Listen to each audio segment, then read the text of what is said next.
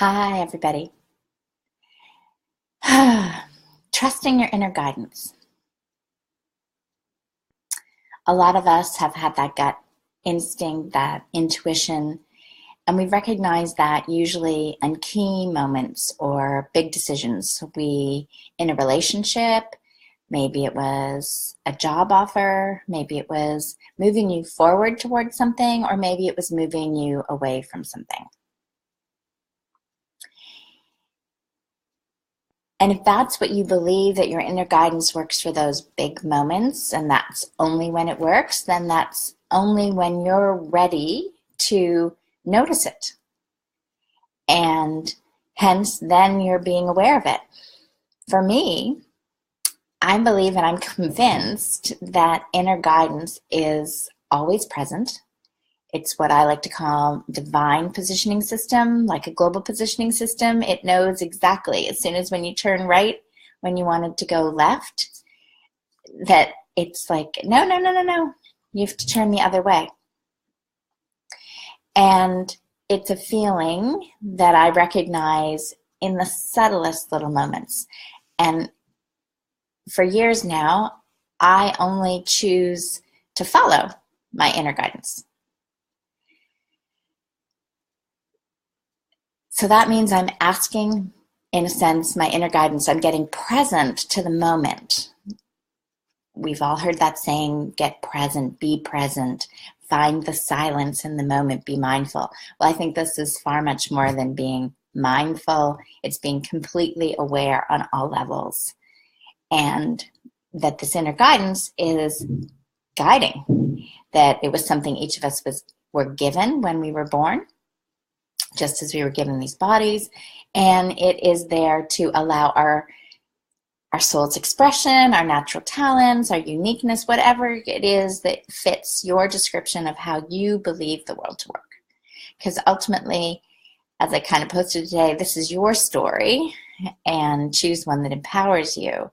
So if something I'm saying disagrees with the word choices, like if you have no belief, for instance, in God, and that word just goes whoop, and you really are scientific and you want to have it about the unified field, well, great. The unified field, if you're, physicist and vibrational, that everything is frequency. So your body is made up of frequencies.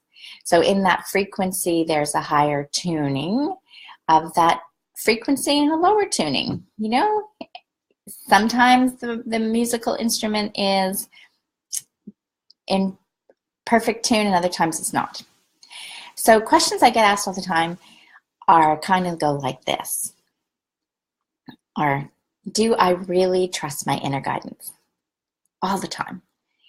And it's like, yes, all the time.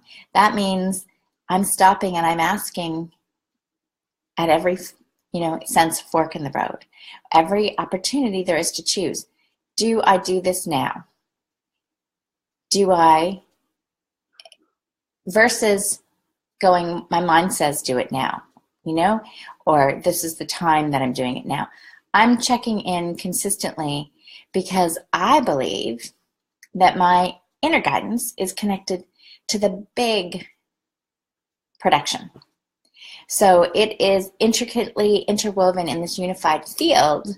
So it knows where every frequency is, every other player in the game, and so it can manage itself accordingly.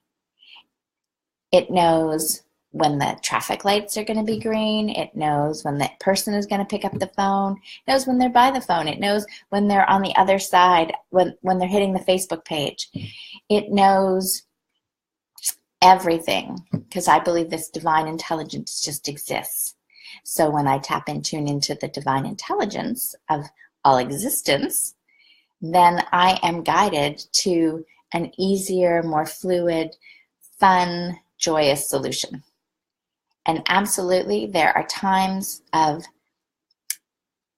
uncomfortableness, just as when I was out walking earlier today, it's a little mucky because we actually had some bit of cold weather this weekend. So when I say bit of cold weather, we had some frost. So on the path that I walk, there had been, that had been turned into condensation or made the ground mucky.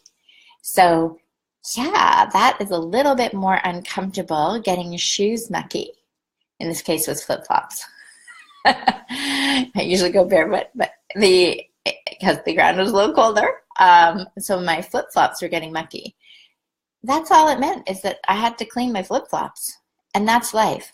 When you're following and being guided, the joy inside you just stays. The presence of universal abundance stays.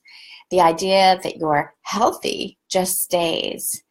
The idea of loving yourself and being in love with this world, loving yourself absolutely, is just there. So for me, that's what my inner guidance believes.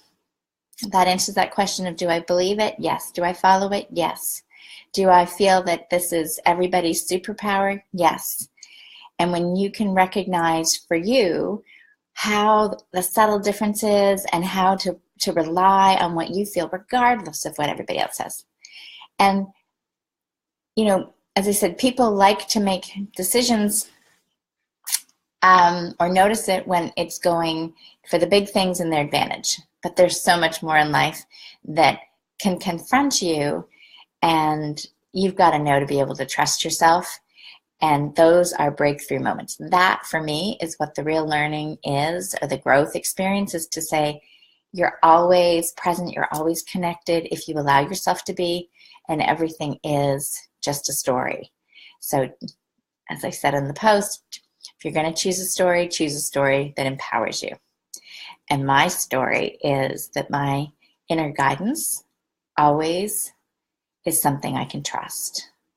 And it always leads me for my highest and best good. And so it is. So that is some questions to the day one of trusting your inner guidance. If you wanted to join on and be part of it, there's definitely catch-up mode, because Monday to Friday we'll be sharing in the group, and we have the weekends off to catch up, and then we're back at it again next week. And even then, there's some time to catch up at the end of the 10 days in order to participate in the gift for celebrating your success. So have a beautiful day, and I will see you again tomorrow on day 2.